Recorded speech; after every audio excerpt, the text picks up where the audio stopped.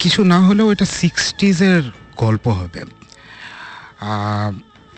আমার বাবা তখন ইয়েতে একটা জার্মান কোম্পানিতে কাজ করতেন, ওটার নাম ছিল হচ্ছে গিয়ে ডিম্যাগ, এবং তারা পারাদ্বীপ পোর্ট, যেটা ইন্ডিয়ার উড়িষ্যাতে একখানা মোহনার পাশে একদম আপনার ইয়েতে যেটা সমুদ্রের ওখানে, তারা একটা স্টিল প্ল্যান্ট ওখানে কনস্ট্রাক্ট করতে যায় আর কি। তো ফিজিবিলিটি রিপোর্ট টিপোর্ট এইসব জিনিসপত্রগুলো আমার বাবা তৈরি করছিলেন, তাই জন্য ওনার ওখানে থাকতে হতো।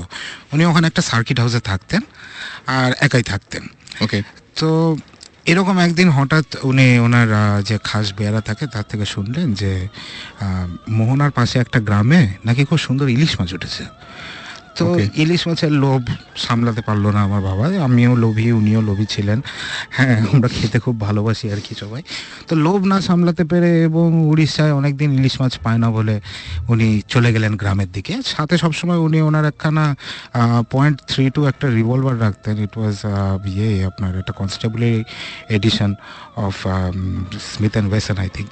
So he use to always keep it with him. Torch রাখতেন এবং এগুলো নিয়ে উনি দিলেন হাঁটা।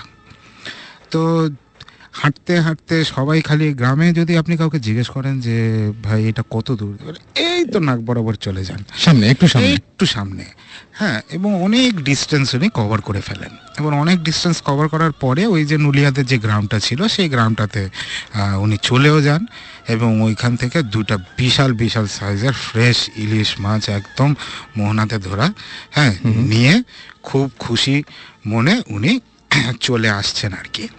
ঠিক এই সময় যেটা হয়, উনি জিজ্ঞেস করেন যে ভাই কোনো শর্টকাট আছে নাকি, মানে যেই ঘুরায় ঘুরায় আসলাম রে ভাই, মানে একটু শর্টকাট যদি পৌঁছে যাওয়া যায় ফেরার সময় তাহলে একটু বেটার হয়। প্রায় তো এখন দুপুর হয়ে গেছে, কিছুক্ষণ পর বিকাল হবে। বলে স্যার আপনি তো শুধু শুধু এত ঘুরে ঘুরে আসছেন, এটা একটা সোজা রাস্তা আছে বিচের ওপর দিক দিয়ে। বলে ওকে ফাইন। তো আমার বাবা বিচের ওপর দিক দিয়ে দুইটা ইলিশ মাছ কাঁধে নিয়ে হাঁটতে শুরু করলেন আর কি। তো যাচ্ছেন কিছুটা দূর গিয়ে হঠাৎ দেখে যে এক মহিলা বিচের ওপরে দাঁড়ানো। মহিলার পরনে কিছু নাই, লম্বা চুল, ভীষণ সুন্দরী, এবং সেই মহিলা হাতটা বার করে দিলেন সামনে এরকম করে যে আমাকে ইলিশ মাছ দে। ওকে। কিন্তু কিছু বলছে না। আমার বাবা মনে করে যে এটা নিশ্চয়ই কোনো একটা পাগলি ঠাগলি কিছু একটা হবে, এই সর এখান থেকে সর। সে সরে না, সে সাথে সাথে আসে এবং মাঝে মধ্যেই হাত বাড়ায় দিতেছে যে এই ইলিশ মাছটা তার চাই, এই ইলিশ মাছটা চাই। এবং আমার বাবা একটু স্পিড বাড়ায় দেন, পাগলি পেছন পেছন দেখা যাচ্ছে স্পিড শুধু বাড়াচ্ছে না, সে আরো লম্বা লম্বা স্টেপ ফেলে সামনে চলে গিয়ে আবার হাত পাতে। এই সময় আমার বাবা একটুখানি স্লাইটলি ভয় পেয়েছেন, খুব স্বাভাবিক মানে। এবং উনি যেটা করেন সেটা একটা ডাবের খোলা বা কিছু একটা জাতীয় জিনিস উঠে উনি প্রথমে ভয় দেখান, ভয়ের সিনসিনারি নাই, ছুঁড়ে মারে, এবং that goes through and through her, মানে এপার থেকে ওপার, মানে একদম ডাবের খোলা ঢুকলো এবং শাট করে ওখান থেকে বেরোলো। জাস্ট মনে হচ্ছে একটা মানে ছায়া, সেই ছায়ার এপাশ থেকে ওপাশে চলে গেল। কিন্তু একদম যেটা মনে হচ্ছে যে ইট ইজ আ প্রপার, নাকি মানে একদম প্রপার ফিগার আর কি। এইবার তো বাবা বেশ ভয় পেয়েছেন। উনি স্পিড শুধু বাড়াননি, এবার উনি দৌড়াচ্ছেন। এই যে প্রেতনি, সেও দৌড়াতে দৌড়াতে সামনে চলে এসে বারবার হাত পাতে, ইলিশ মাছ তার চাই। আমার বাবা এবার একটুখানি নাচ্ছর বান্ধা হয়েছে, ইলিশ মাছ আমি দিব না। সে একবার ফায়ারও করেছে, কিচ্ছু হয়নি তাতে। সে দৌড়াচ্ছে ইলিশ মাছ নিয়ে, এবং দৌড়াতে দৌড়াতে সার্কিট হাউসের পাশে একটা বন বিবির মন্দির ছিল। বন বিবি হচ্ছে গিয়ে একটা ভিলেজ ডেটি, স্পেশালি এটা সুন্দরবনের দিকে এবং আরও যেখানে বন আছে, ইউজুয়ালি ফরেস্ট আছে, সেখানে সবাই বন বিবিকে প্রে করে আর কি। তো বন বিবির একটা মন্দির ছিল, এবং ওখানে যে প্রিস্ট ছিল, সে প্রিস্টের সাথে আমার বাবার একটুখানি চেনা জানা হয়ে গেছিল আর কি। তো সে সার্কিট হাউসের দিকে না দৌড়ে সে মন্দিরের দিকে দৌড়ানো শুরু করে, বন বিবির মন্দিরের দিকে, এবং দৌড়াতে দৌড়াতে সে চিৎকার করতে শুরু করে, প্রিস্টকে ডাকে যে এই আমার পিছনে কিছু একটা পড়েছে, হ্যাঁ আসেন, আমার পিছনে কিছু একটা পড়েছেন, বাঁচান। প্রিস্ট আবার ওখান থেকে ইনস্ট্রাকশন দেয় যে দেখেন সামনে একখানা বড় একটা গাড্ডা আছে, গাড্ডার উপর দিক দিয়ে লাফ দেবেন, আপনার কাছে কিছু কয়েন থাকলে ওটার মধ্যে ফালা দিবেন, হ্যাঁ দিয়ে আর তাকাবেন না ওইদিকে, হ্যাঁ আপনি হাঁটা দিবেন, আমি আসতেছি। তো আমার বাবা লাফ দেয় গাড্ডার উপরে, কয়েনও ফেলে, ইলিশ মাছ ফেলে না এখনো পর্যন্ত, ইলিশ মাছ ছাড়েনি। হ্যাঁ, একেই বলে হচ্ছে গিয়ে মাছে ভাতে বাঙালি, আমি ইলিশ মাছ ছাড়বো না আমার। এবং সে লাফ দিয়ে ওখানে ঘুরে যায়। তারপরে সে টার্ন করে দেখে যে প্রিস্টটা খুব উঁচু স্বরে মহিলাকে বলছে, মানে উড়িয়া ভাষায় ইনফ্যাক্ট, যে তুমি যাও এখান থেকে, কেন এখানে পেছনে পড়েছো, যাও, চলে যাও এখান থেকে, দিয়ে দিয়েছে তো, যাও।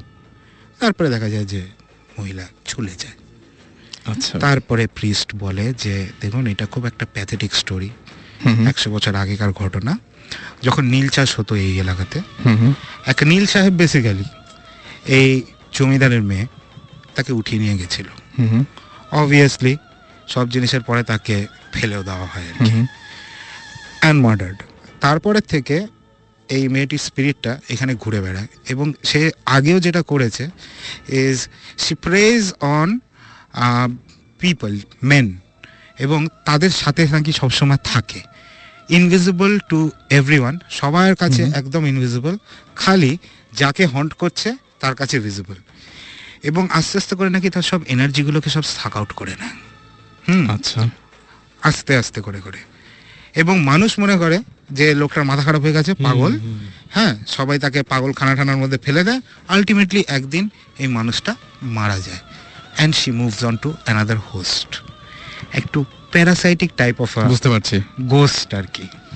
এবং সাধারণত মনে হয় তারাই ফিরে আসে বারবার, যারা একটু অতৃপ্ত হয়ে পৃথিবী থেকে যায়, এবং এদেরকে বলে একটা ফেরতনি। আচ্ছা, এবং আরেকটা জিনিস আমি এখানে শুনেছিলাম, একটা নতুন টার্ম, ফেরতনি, এবং আমি যারা ফিরে আসে। আচ্ছা, এদেরকে বলে ফেরতনি। হ্যাঁ, ফেরতনি। আসলে বেসিক্যালি এটা হচ্ছে গিয়ে যে পেতনি বা প্রেতনি, ওইটারই একটুখানি কি বলবো আর কি, আঞ্চলিক করা আর কি, ফেরতনি, যারা ফিরে আসে। এবং আমি শুনেছি যে অবস্থায়, মানে অনেকের আছে এরকম যে অবস্থায় মারা যায় সেই পোশাকে সেইভাবে, হয় দেখা গেল যে কাউকে হত্যা করা হয়েছিল এরকম একটা অবস্থায়, যে জায়গাটায় শরীরে কাটা, সেই অবস্থায় ফিরে আসে। অনেকে আবার নাকি এরকম শুনেছি যে দেখা যায় যে অন্য কোনো ভাবে আসে, বা যার যেটা অভাব ছিল বা অতৃপ্ত ছিল, দেখা গেল যে কেউ ইলিশ মাছ না খেতে পেয়ে মারা গেছে, হাতে একটা ইলিশ নিয়ে ঘুরে বেড়াচ্ছে, এরকমও হয় আমি শুনেছি যে এই ব্যাপারগুলো। এবং সুমন ভাই কি বলেন এটার ব্যাপারে? আজকে তো আর বেশি টাইম নাই সুমন ভাই, সেহরির টাইম তো হয়ে যাচ্ছে প্রায়। জাস্ট একটা কথা বলে নিই, তারপরে নেক্সট এপিসোডে তো সুমন ভাই থাকছেন না। সো সুমন ভাই কেন থাকছেন না, এটা একটু যদি সবার সাথে বলে যান, যাতে আমরা কোনো বাজিক সিচুয়েশন না ফেস করি, যে সুমন ভাই কই, হোয়াট হ্যাপেন্ড টু হিম, হ্যান্ড দেন একটু বলেন। ওকে, হ্যাঁ, নেক্সট এপিসোডে সাকিব যেটা বললো, থাকবো না। সো কৌশিকদা, আপনি ফ্রি থাকলে ডেফিনেটলি নিশ্চয়ই আছি এখানে। সো আমি অ্যাকচুয়ালি থাকছি না, বিকজ আমার একটু দেশের বাইরে যেতে হচ্ছে। এটার সাথে একটা ভূতের একটা সম্পর্ক আছে।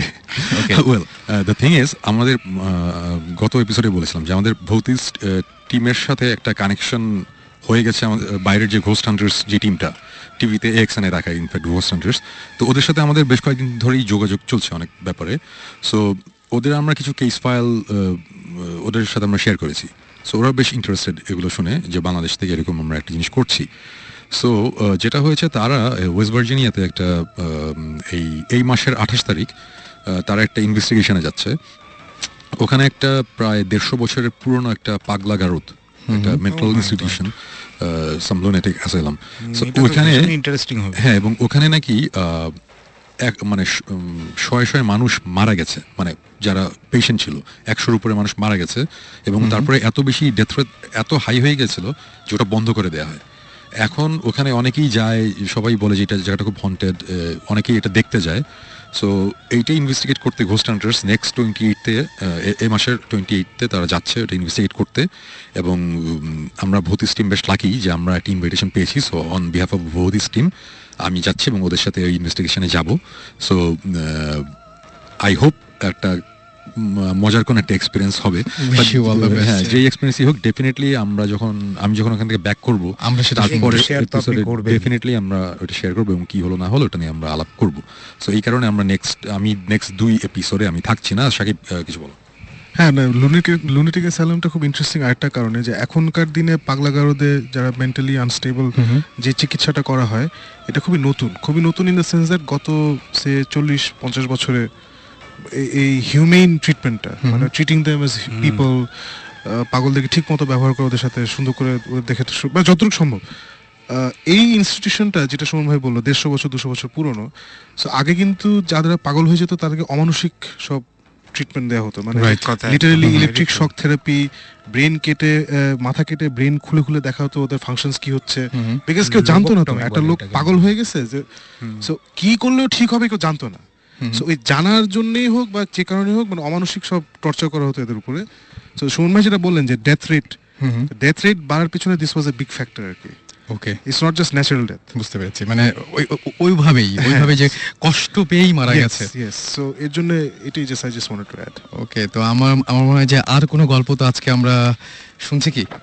না, আজকে আর কোনো গল্প নাই, Okay. আমাদের টাইমও প্রায় শেষ হওয়ার আগে আমি জাস্ট ছোট্ট একটা ঘটনা বলি। শিওর। সেটা হচ্ছে ধানমন্ডি 27 নম্বরে হুম একটা বাসা আছে, একটা অ্যাপার্টমেন্ট কমপ্লেক্স আছে। হুম নাম্বার আমি বলতে পারছি না স্বাভাবিকভাবেই, বাট আপনারা যদি কখনো ধানমন্ডি 27 নম্বর রোড দিয়ে যান রাত্রেবেলা, দুই পাশের বাসাগুলো অ্যাপার্টমেন্ট বিল্ডিং গুলো একটু খেয়াল করবেন। ওকে, একটা অ্যাপার্টমেন্ট বিল্ডিং এ বড় জোর 6টা কি 7টা লাইট জ্বলে, 6টা কি 7টা রুমের লাইট জ্বলে অ্যাপার্টমেন্টটা অনেক Okay. বড়, ওইখানে মনে করেন যে অ্যাটলিস্ট 30টার মতন অ্যাপার্টমেন্ট রয়েছে মানে কমপ্লেক্সটার মধ্যে, বাট আপনারা 6টা 7টার বেশি লাইট দেখবেন না। সন্ধ্যার পর থেকেই। রাইট, দেখবেন না, এর কারণ হচ্ছে ওই 6টা 7টা বা 10-12টা অ্যাপার্টমেন্ট ছাড়া বাকিগুলোতে কেউ থাকতে পারে না। এবং এটা কিন্তু একটা সত্যি ঘটনা, আমি নামটা বলতে পারছি না, আমরা ওখানে যেতে চেয়েছিলাম, আমাদের ঢুকতে দেওয়া হয়নি সঙ্গত কারণে, সবাই চায় না, স্বাভাবিক। বাট আপনারা এটা একটু খেয়াল করবেন।